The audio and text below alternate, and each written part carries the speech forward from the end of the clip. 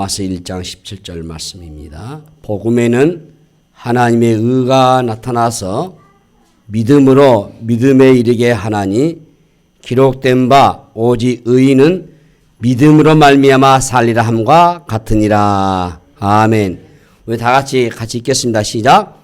복음에는 하나님의 의가 나타나서 믿음으로 믿음에 이르게 하나니 기록된 바 오직 의인은 믿음으로 말미암아 살리라 함과 같으니라. 아멘. 우리 같이 인사 나누십시다. 이 자리에 오신 당신은 이 세상 가장 아름다운 분이십니다. 예, 같이 인사 나누시기 바랍니다. 예. 따라서 해볼까요? 주 예수님, 내가 주님을 믿습니다. 예, 주 예수님을 구주로 믿으시기 바랍니다. 자, 여러분은 왜 예수님을 믿습니까? 구원을 얻기 위해서일 겁니다. 인간에게 가장 중요한 화두가 이 구원을 얻느냐입니다. 돈을 많이 벌었느냐, 나이가 몇 살이냐, 그런 것은 그리 중요하지 않습니다. 여러분들이 이미 설교를 통해서 공부했지만 로마서 전체를 통해서 우리에게 말씀하시는 것, 이 성경 전체가 말씀하신 주제가 바로 구원이죠. 바울은 이미 예수님을 믿고 있는 사람들을 위해서 로마서를 썼습니다. 그것은 예수 믿는 자들이 다시 한번 이 부분을 확인해야 한다는 것, 이 구원의 기초 위에 우리의 신앙이 세워져야 한다 하는 의미인 것입니다. 인간에게 가장 궁극적이고 핵심적인 것이 바로 구원입니다. 하나님의 말씀의 원리의 기초에서 구원의 문제가 잘 정돈되어 있다면 그 사람의 인생은 축복된 인생일 것입니다. 하나님이 이어가시는 것은 이 구원의 역사인데요. 성경에 수많은 기적이 일어났지만 그 자체가 목적이었던 것은 없습니다. 그 모든 기적은 하나님의 백성을 구원으로 이끌고자 하시는 도구이자 수단이었어요. 오늘날 우리에게 일어나는 많은 사건과 문제와 이 질병이 하나님을 경험하게 하셔서 우리를 영원한 구원으로 인도하시고자 하시는 하나님의 손길인 것을 여러분 믿으시기 바랍니다. 자, 그럼 여러분 구원이 무엇일까요? 가까운 사람들에게 여러분 이 구원을 어떻게 소개하시겠습니까? 우리가 구원을 설명하는 것이 간단하지가 않습니다.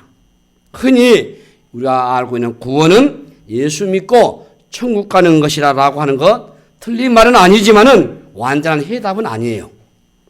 구원의 일부일 뿐입니다. 이 법적인 용어인데요, 칭의. 이것은 죄인된 우리가 예수님을 믿음으로 죄 용서함을 받고 하나님의 자녀가 돼서 의롭다 여김을 받는 것이 칭의입니다. 이것은 법적인 용어입니다. 이 칭의의 이 사상, 칭의의 신앙. 자, 죄 용서함을 받는 것은 모든 저주와 심판과 형벌에서 벗어나는 것을 말하는 거죠. 의롭다 여김을 받는 이 구원이 과거적인 구원이라고 할 수 있어요. 그리고 날마다 우리가 이 땅에서 이루어가는 이 구원, 하나님의 백성다워지는 것, 죄를 통제하고 죄와 싸워 이기고 하나님의 백성으로 성화되어 가는 것을 우리가 현재적인 구원이라 이렇게 말하죠. 지금도 내 삶이 이 복음 안에서 계속 변화되고 있다면 여러분은 구원받는 증거입니다. 구원받는 백성이 그 구원의 삶을 누릴 때에 여러분의 삶이 바뀌어지는 거죠. 이처럼 여러분 이 구원의 삶이 우리 안에서 일어날 때 우리의 삶의 질이 변화되는 겁니다. 이것이 바로 구원을 경험하는 과정이에요. 우리가 많이 변화되었고 또 변화되어 있지만은 여전히 우리는 육체의 한계를 가지고 있습니다. 우리는 여전히 이 죄의 권세로부터 자유로운 것이 아닙니다. 육체를 가진 동안 우리는 계속해서 넘어질 수밖에 없어요. 우리에게 완전한 구원은 이 미래적인 구원, 이루어야 할 구원인 것입니다. 우리는 궁극적으로 완전히 변화되어서 완벽한 완성적인 구원을 이루어 어느 날 우리가 이 죽음의 문턱을 넘어가면은 하나님께서 하나님의 장막으로 인도하여 우리의 몸과 영혼을 새롭게 하시고 거룩하시고 완전하신 주님의 임재 앞에서 그리스도의 영광과 함께 영원히 살 것입니다. 이것이 바로 영화입니다. 여러분 이미 성경 공부를 통해서 우리 구원의 단계들 서정을 여러분 다 공부를 하셨어요. 예. 지금 방금 제일 중요한 거 칭의와 성화와 영화를 설명했습니다.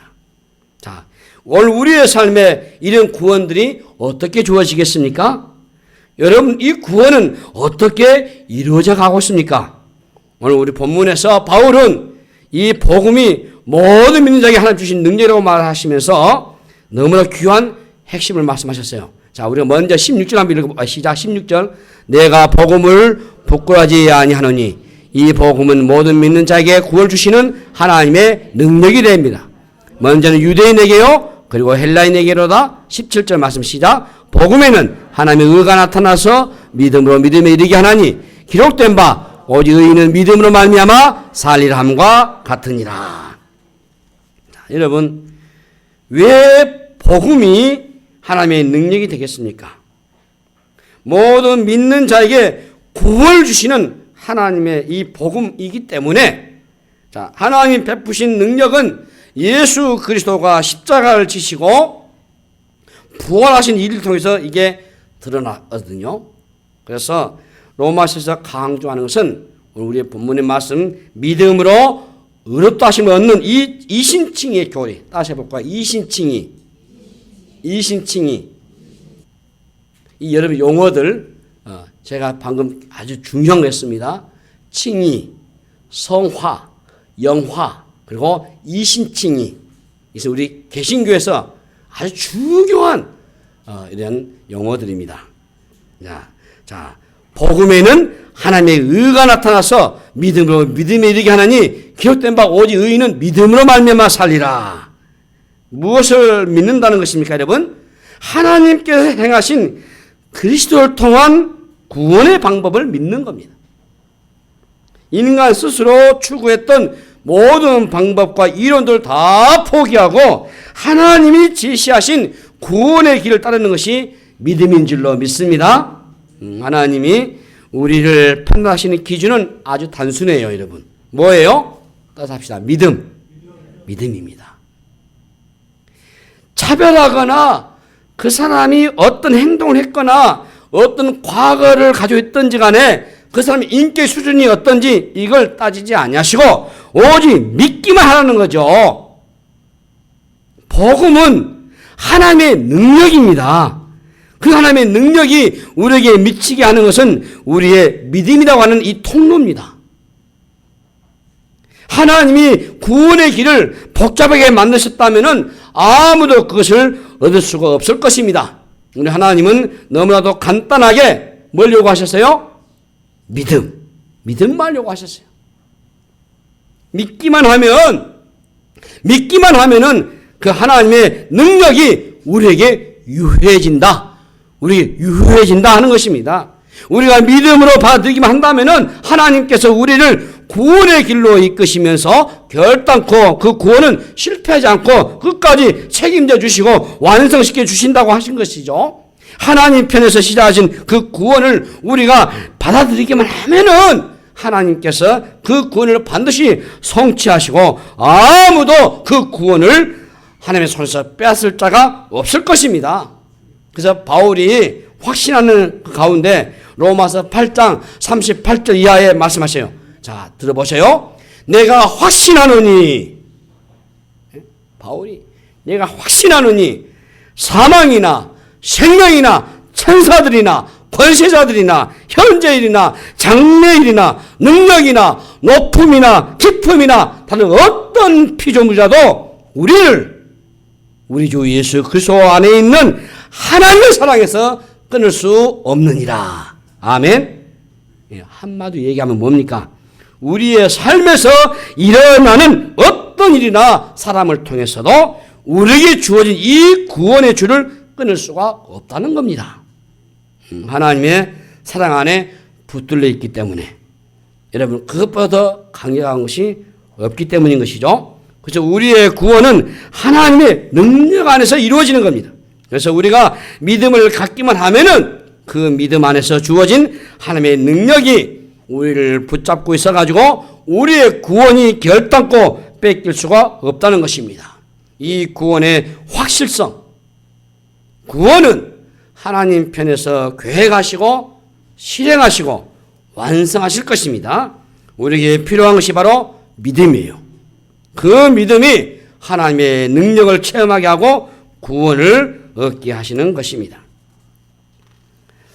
자, 오늘은 종교 개혁을 한 지 499주년이 되는 해입니다. 그래서 교회들마다 또 교단마다 500주년 종교 개혁 500주년 행사 아주 대단해요. 예. 여러분 종교 개혁 잘 아시잖아요. 우리 교회가 분열됐어요. 그래서 구교와 신교로 나누어졌습니다. 원래 교회가 쭉 하나로 오다가 1517년에 10월 30일 날 루트로 시발점을 사실 그 전에도 종교 개혁가 있어요. 그들이 많이 이제 길을 닦아놨죠. 그래서 루터에 의해서 종교 개혁이 단행되고 그리고 칼빈에 의해서 완성이 됐습니다. 그래서 이걸 기념하는 것이 종교 개혁 기념이에요. 그래서 이 종교 개혁을 해서 구교와 신교가 분열돼 나눠지죠. 여러분 잘 아시는 구교는 로마 교회입니다. 바티칸시에 있는 로마 천주교회, 우리가 말로는 카톨릭교입니다. 그 신교는 우리 프로테스탄트, 우리 개혁교회이죠. 자, 지금 어떤 때보다도 이 종교 개혁자들의 정신을 되살려야 할 때입니다. 지금 저와 여러분들이 다니는 이 교회를 개혁교회라고 합니다. 프로테스탄트, 로마 카톨릭의 도덕장을 내고 개혁한 교회죠. 그리고 우리 교회는 장로교회에 속한 이 개혁신앙을 강조하는 그런 교단입니다. 개혁신학과 신앙을 매우 중요하게 여기죠. 오늘날 우리 개신교회가 존재하고 있는 것은 마틴 루터부터 시작해서 존 칼빈의 종교개혁의 터 위에 서 있습니다. 굉장히 중요한 의미를 가지기 때문에 우리가 오늘 종교개혁 기념주의를 지키는 겁니다.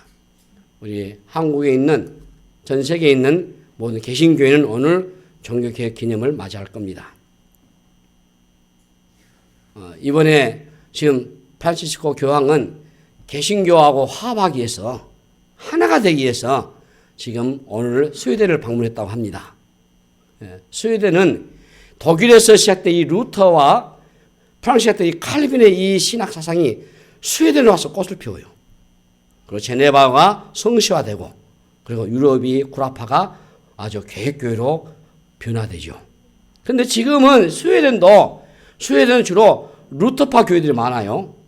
그런데 많이 실속화돼 가지고 많이 교회가 타락했다고 합니다.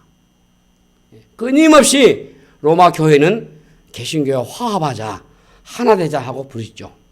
그동안 수많은 사람들 죽이는 그 캐톨릭이 말이죠. 종교의 하나라고 하는 그 일치점을 가지고 여러분들이 한 2, 3년 전에 에큐메니카 운동, WCC 운동에 우리가 반대했던 것도 아실 겁니다. 세계 교회 평화협의회, 세계 교회 하나하는 협회에 말을 그래서 좋죠. 하나님도 한 분이시고 신도 하나니까 우리 하나 되자. 어떻게 여러분 하나님과 사단이 하나 될 수 있습니까? 어떻게 진리와 비진리가 하나 될 수 있겠습니까? 될 수가 없는 거예요.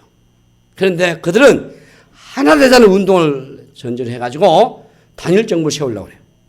심지어 한국 교회가 지금 이 WCC에 매료당해가지고 특히 개신교회 중에서 로마 캐톨릭과 직제를 같이 해버리는 그런 사태 아직 벌어지고 말았습니다. 지금 우리 합독적 교단에서는 천주교 영세를 이제 인정하지 않습니다. 몇 년 전까지는 천주교에서 영세를 받은 것을 우리가 인정해가지고 혹시 천주교인이 우리 개신교로 입교를 하게 되면은 영세 받는 것을 확인해서 우리가 수락을 했어요. 그래서 지금은 하지 않습니다. 우리 총회에서 2년 전에 결의해가지고 천주교 영세를 금했습니다. 천주교에서 영세를 받다 해도 개신교회면 다시 신앙 고백을 해가지고 세례 받으셔야 돼요. 그리고 이 천주교와의 직제가 될 수가 없습니다, 여러분. 중요한 것은 방금 제가 설교할 때 나오겠습니다만은 왜 구교와 신교가 분열됐는가? 자, 여러분 이 계획이란 계획이란 말은 원래 그 부분을 차지하고 있는 주권 세력들, 그들은 별로 원치 않아요. 쉽게 해서 권력을 누리고 그것을 지지하고 그 터위에서 사는 사람들은 계획을 별로 반거하지 않습니다. 계획이라는 말은 본래의 모습 돌아가는 것인데 계획 그러면 이걸 바꿔버리는 것으로만 생각하는데요. 잘못돼도 바꾸는 건 당연한 것이죠. 계획의 진정 의미는 본래의 모습 돌아가는 것입니다. 우리 한국 교회가 경제 성장과 함께 급성장했어요. 그래서 세계 선교 역사상 한국 교회만큼 급성장 교회가 없습니다. 교회사회에서 봤을 때. 그런데 문제는 이 경제 성장과 함께 세속화의 물결이 지금 우리 한국 교회를 완전히 뒤에 덮어고 말았습니다. 세속화 신앙이란 세상에 있는 것이 들어와서 우리와 세상 사이에 구별점이 없어진 것을 말하는 거죠. 쉽게 얘기하면 우리가 사랑하고 관심을 갖는 것이 세상 사람들이 관심을 가지고 사랑하는 것 같단 말이에요. 가치관의 차이가 전혀 없는 것이 되고 말았어요. 세상이 우리를 부러워하고 있는가 아니면 우리가 세상을 부러워하고 있는가를 정확히 확인해 보셔야 될 것입니다. 우리 신자들이 세상의 사람들과 무엇이 다를 게 있습니까? 이 가치관에 이 차이가 있어야 되지 않겠어요? 세상 사람들이 관심을 가지는 것에 우리도 관심을 가지고 세상 사람들이 좋아하는 것을 우리도 좋아하고 있다면 이미 그는 세속화되어 버린 거예요. 세속화된 신자의 삶은 교회 안에서의 신앙이 사회나 가정에서의 삶으로 이어지고 않고 이게 이원화되고 있는 거예요. 교회에서는 굉장히 칭찬을 받고 헌신하지만은 가정이나 직장에서 비난받는 사람들이 많단 말이에요. 이것이 오늘 우리의 현실란 말이에요. 흔히 말해서 교회 오면 신자가 되고 교회 밖을 떠나면은 세상 사람들이 돼버리는 거, 이게 세속화 아니다 말이에요. 어찌 이럴 수가 있습니까? 그래서 요즘 나오는 말이 진짜 참 성도와 교인을 구분하는 거예요. 참 목사로서 저는 그렇게 하고 싶지 않습니다.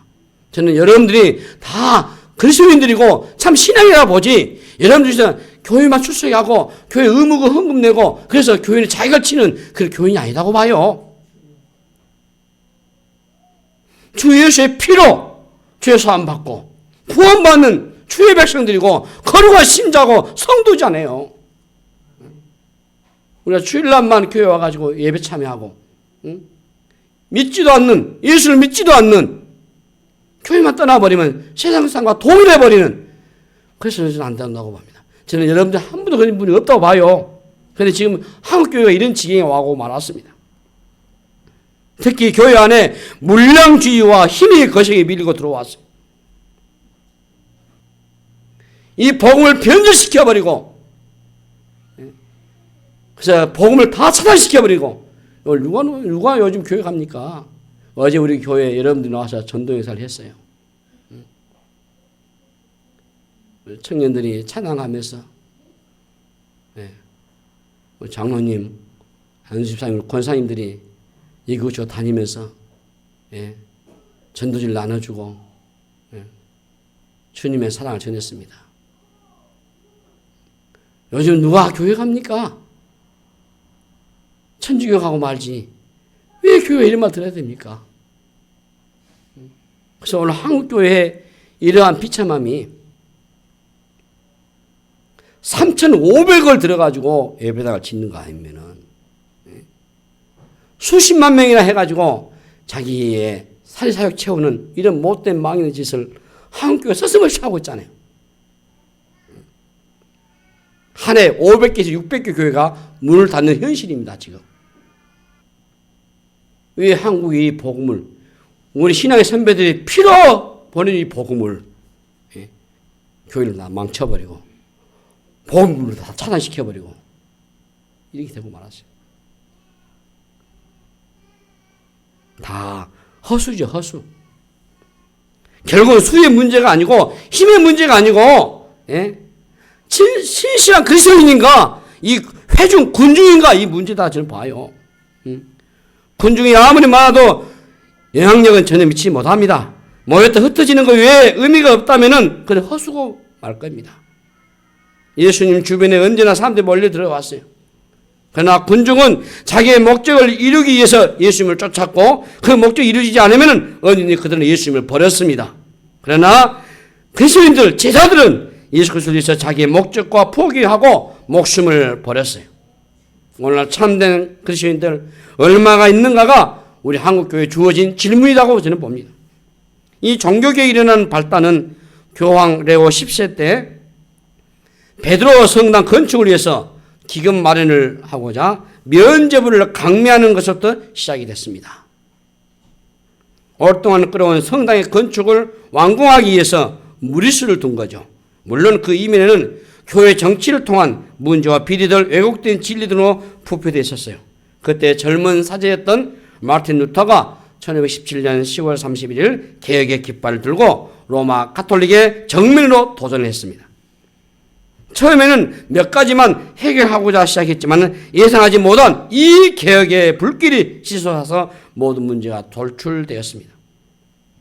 처음에는 무모한 싸움으로 보였지만 개혁운동이 들풀처럼 번져나가서 유럽 전역까지 확대되면서 역사적인 획을 긋는 종교개혁이 된 겁니다. 그래서 마르틴 루터가 시작했고 존 칼빈과 같은 개혁가들이 중심 역할을 하게 돼서 종교개혁이 완성이 된 겁니다. 하나님께서는 소수의 사람을 사용하셔서 오늘 교회를 역사 가운데 다시 바르게 세워주시는 은혜를 허락하셨습니다. 그래서 우리가 이 종교개혁을 맞아서 특히 루터의 종교개혁의 핵심이 뭐냐? 다시 한번 오직 믿음, 오직 성경, 오직 은혜, 오직 하나님께 영광, 이런 것들이죠. 입구에 들어오면 제 벽에 붙여졌잖아요. 예. 오직 믿음, 솔라 피데, 라틴어로. 오직 성경, 솔라 스크립추라. 오직 은혜, 솔라 그라티아. 오직 하나님께 영광, 소리 데오 그로리아. 이 라틴어입니다만은 이게 종교개혁의 핵심이에요. 자, 먼저 소라 피데, 오직 믿음은 종교개혁의 핵심적 가치입니다. 오늘 우리의 본문에 읽는 말씀 다시 한번 읽어주시죠. 시작. 복음에는 하나님의 의가 나타나서 믿음으로 믿음에 이르게 하나니 기록된 바 오직 의인은 믿음으로 말미암아 살리람과 같으니라. 당시 로마 가톨릭은 구원을 얻기 위해서는 믿음을 강조한 것이 아니고 행위를 강조했습니다. 그 행위는 주로 종교적이고 정치적으로 이용했어요. 성경은 분명히 말합니다.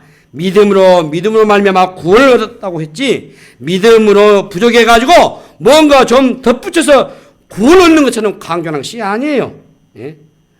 여러분 기독교만이 믿음으로만 구원 얻는다고 하지 다른 종교는 반드시 행위를 수반합니다. 믿음이냐 행위냐 하는 문제는 모든 시대 속에서 끊임없이 제기된 주제입니다. 그러나 오늘 한국 교회 안에도 혼란이 와가지고 이 믿음에 행위가 더 있어야 한다고 가르치는 율법주의자들이 들어왔습니다. 행위에 근거한 구원론은 인간의 이성에 어울릴 수밖에 없어요. 인과 응보적인 원리 이슈가 있기 때문에 그러나 여러분 우리가 행위가 아니고 하나님의 행위 그것을 통한 이 의를 믿음으로 구원을 얻는다는 것은 성경의 핵심 교리인 것입니다. 그래서 루터는 로마서나 갈라디아서 주석에 그가 얘기하는 것은 믿음으로 구원을 얻는다.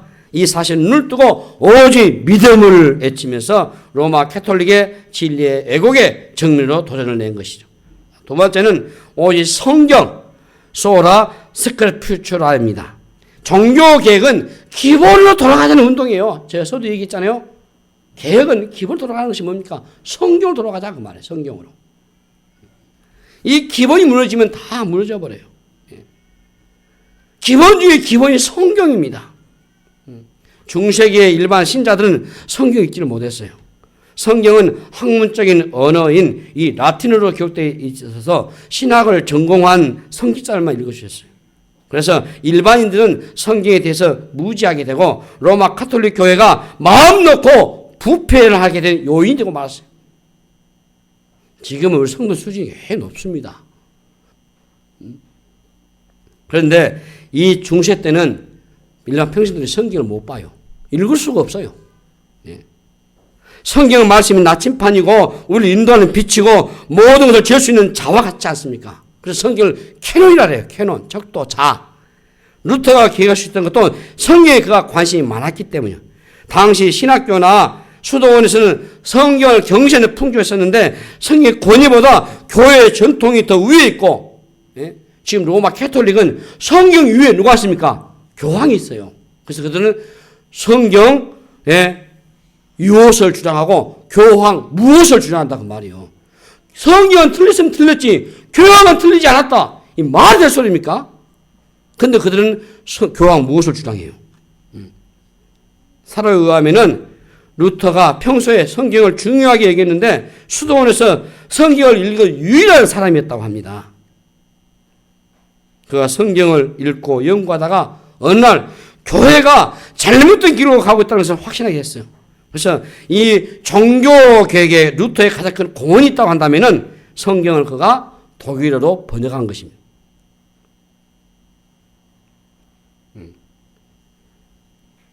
사실 루터가 이 독일어 번역으로 인해서 오늘 모든 일반 신자들의 손에 성경이 들려지게 된 거죠. 이거 혁명 같은 일입니다. 오늘 여러분들이 직접 성경을 읽을 수 있다는 이 자체가 축복 중에 축복이죠. 성경 우리의 신앙의 절대적인 기준이 되는 겁니다. 그래서 모든 문제 해답은 성경에서 찾아야 합니다. 성경을 읽지 않고 신앙생활을 잘할 수 있는 길은 없어요. 우리의 삶과 신앙의 절대 기준은 오직 성경입니다. 종교개혁은 성경의 절대적인 권위를 되돌려 놓았어요. 그러므로 성경을 붙잡고 성경에 기초한 신앙을 갖는 것이 바로 개혁신앙인 것입니다. 그 다음에 소라 그라티아입니다. 다시 오직 은혜. 오직 은총입니다. 오직 은혜입니다.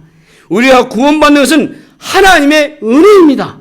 내가 믿고 구원을 받았지만 내 믿음마저도 하나님의 주권 안에서 이루어진 은혜예요.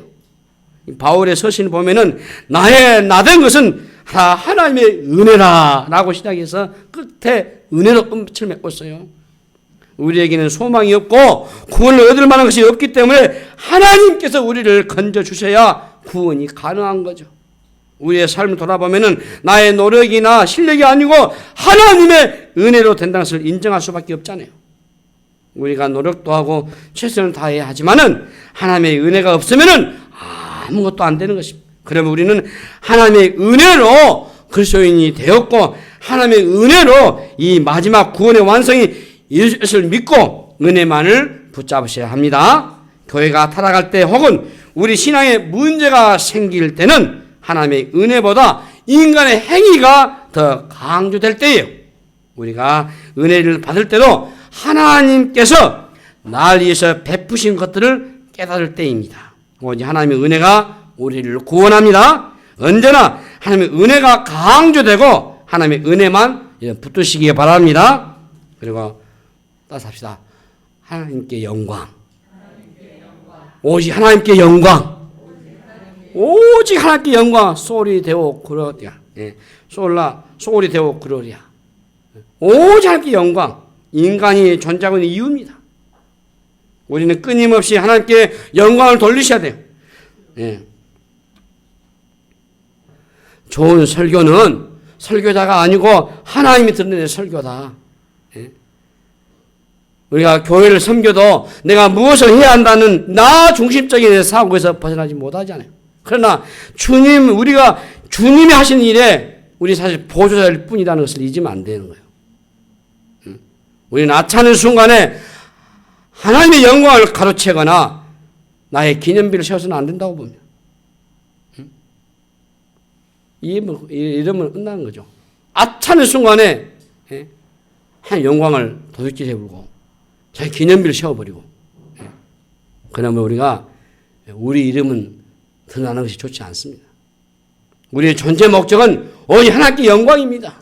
잘 아시는 것처럼 존 칼빈이 자기의 무덤 자체도 공개하지 말라 했고 자기 제자에게 그래서 지금도 칼빈 묘에는 소리되고 그로리아 오직 하나님께 영광 여기 칼빈 잠들다 그런 비명만 세워졌다고 합니다.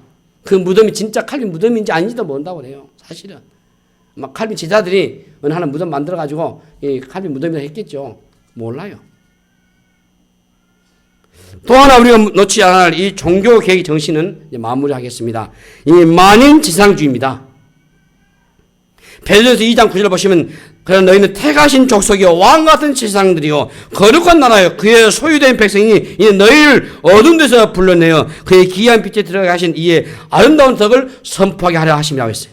이 말씀이 오늘 우리 개혁교회 성도에게 아주 중요한 말씀이에요. 로마 카톨릭은요 사제가 교회 중심에 있으면서 신의 대리자로 하잖아요. 죄를 신부에게 고하고 용서를 받잖아요. 이 본래 이 고해 성사의 제도가요 최악의 궁지에 몰린 지인을 극적으로 구조하기 위한 제도였습니다. 그런데 이게 중세로 넘어오면서 교회가 개인의 죄를 용서해 줄 수 있는 것처럼 변질해 버렸어요. 고해하는 쪽이나 그것을 받는 교회 편에서 이것을 필요하게 서로 이용해 버려요. 하나님과 우리 성도 사이에 중보여서 사제를 통하지 않고는 하나님께 나갈 수가 없다고 하는 이 제도에서 자연히 성직이 강조될 수밖에 없어요. 이것이 바로 성경의 원리에 벗어난 겁니다. 우리 신약 성경은 우리 모두가 모든 성도가 예수 믿는 모든 성도가 왕 같은 제사이라고 하는 거예요. 그래서 교역자와 우리 성도 평신도 이 사이에 신분 사이에 우열이 없어요. 단지 교역자가 더 강조되고 있는 것은 말씀을 통해서 목회하기 때문인 거예요. 제가 여러분들보다 다른 거 아니에요. 똑같습니다. 한 피바다 한 몸에는 주의 백성이고 주의 성도입니다. 그러나 제가 하나님의 말씀을 가지고 복음을 선포하고 이 목회를 하기 때문에 여러분들이 좀 더 존중해 주는 것이고 귀히 여겨 주는 거 아니겠어요? 말씀이 권위이기 때문에 저는 수송자일 뿐이에요. 그래서 말씀을 말씀으로 선포하는 것 뿐이죠. 이것은 기능적 차이지 결코 직분상의 우열을 말하는 것이 아니지 않습니까? 너희가 왕 같은 제사장이라고 할 때 너희가 이 베드로의 전서에 편지받는 대상인데요. 베드로서 1장 1절 보시면 예수 그리스도의 사도 베드로는 본도, 갈라디아, 갑바도기아, 아시아와 비두니에 흩어져 있는 나그네 이렇게 됐어요. 그러니까 믿음을 따라서 흩어져 있는 모든 성도에게 이 편지가 보내진 겁니다. 이것은 모든 성도들이 하나님의 부르심을 받은 왕 같은 제사장님들이고 거룩한 소명자라는 것이에요. 일부의 교역자만이 소명을 받는 것이 아니고 우리 모두의 직업이 다 그래서 성직이에요. 그래서 직업 소명은 여기서 나온 거예요. 칼빈이 직업 소명 냈잖아요. 여러분들이 하는 일이 다 귀하고 소중한 일들이에요.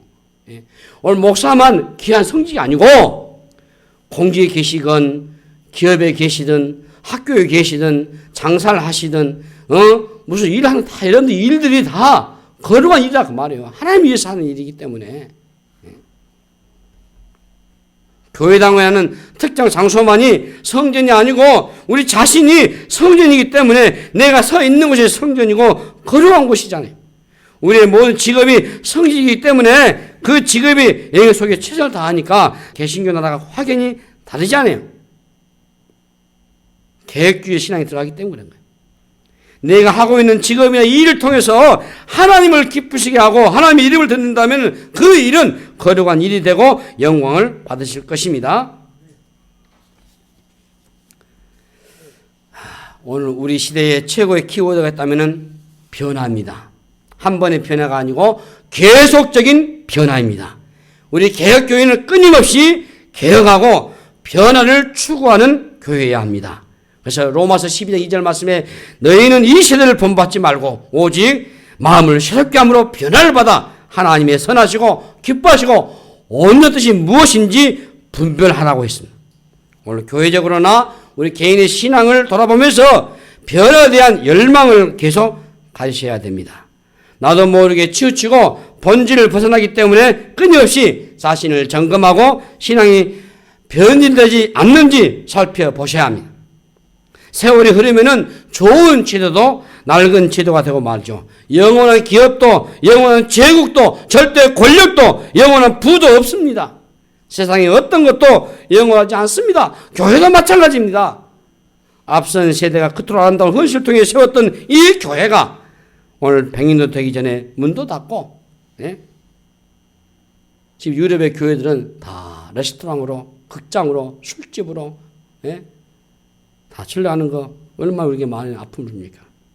역사적으로 100년 이상 영광스럽게 쓰임받는 교회가 없다고 하지 않습니까? 한국 교회만 해도 한 세대, 불과 3, 40년 전에 최고였던 교회들이 지금은 힘을 잃고 있는 모습을 보고 있습니다. 우리 앞선 세대의 신앙의 뜨거움이 우리에게 전달되고 있는지를 잘 살펴보셔야 될 것입니다. 만약에 이 신앙의 전수가 우리에게 희미해진다면 다음 세대에서는 훨씬 더 옅어질 거예요. 그런 관점에서 내 신앙은 흔히 손자돼 가면 알 수 있다고 합니다. 그래서 3대, 내 신앙을 3대째 보면 그 신앙을 알 수 있다 하는 거예요. 손자의 아직 그 신앙이 아름답게 개성된다면 그는 분명히 기독의 아름다운 명문 가정이 될 것입니다. 그 가정에서 역사들을 움직일 만한 주의 백성이 또 나올 것입니다. 여러분, 이 종교개혁주의를 맞이하면서 개혁주의 신앙을 본받아서 여러분의 본질을 찾고 본래 자리로 돌아가시기를 바랍니다. 진리에서 벗어나서 변질될 것을 두려워하고 우리의 그리스도의 첫 신앙을 회복하셔야 될 것입니다. 경건의 모양만이 아니고 능력을 갖추고 날마다 우리의 속사람의 변화를 추구하셔야 합니다. 우리 한 사람 한 사람이 날마다 자신을 괴해가는 그런 신앙으로 살고 결단한다면 우리 한국교회는 소망이 있다고 봅니다. 루터가 95개의 반박문을 비텐베르크 성당에 붙임으로써 종교개혁이 시작됐습니다. 신성 로마 제국의 황제인 찰스 5세가 제국회의를 소집하고 루터를 소환했습니다. 루터의 친구들이 피신할 것을 요청했지만은 그는 월메스 재판장으로 들어가면서 당당하게 얘기합니다. 월메스의 지붕을 덮은 수만 장의 기와장이 악마로 변한다 할지라도 하나님이 내 주장을 꺾으라고 말하지 않는 이상, 성경이 내 주장이 진리가 아니라는 것을 보여주지 않는 이상 나는 당당하게 내 목숨과 함께 이 재판장에 들어가리라. 대단한 용기입니다. 이런 용기가 어디서 나온 거겠습니까? 바로 진리에 대한 깊은 확신입니다. 여러분, 진리의 목숨을 거시고 부럽지 부러운 그런 신앙, 생명을 거는 그런 신앙으로 사셔야 되고, 만약 여러분들이 이러한 신앙을 늘 점검하고 다시 한번 회복하고, 그래서 우리 모든 신앙이 신앙의 본질로 돌아가고자 하는 몸부림이 계속이 된다면은 우리에게는 다시 한번 새로운 소망이 있고 오늘 저와 여러분의 삶에 큰 은혜가 되시기를 주의 이름으로 축복합니다. 기도하겠습니다. 하나님 아버지, 은혜를 감사합니다. 본래 모습으로 돌아가는, 본질로 돌아가는 저들 되게 하여 주시옵소서. 오직 하나님의 말씀, 오직 하나님의 은혜, 오직 믿음, 오직 하나님의 영광을 위해서 사는 자들 되게 하여 주시옵소서. 감사하고 우리 구주 예수님으로 간절히 기도하옵나이다. 아멘.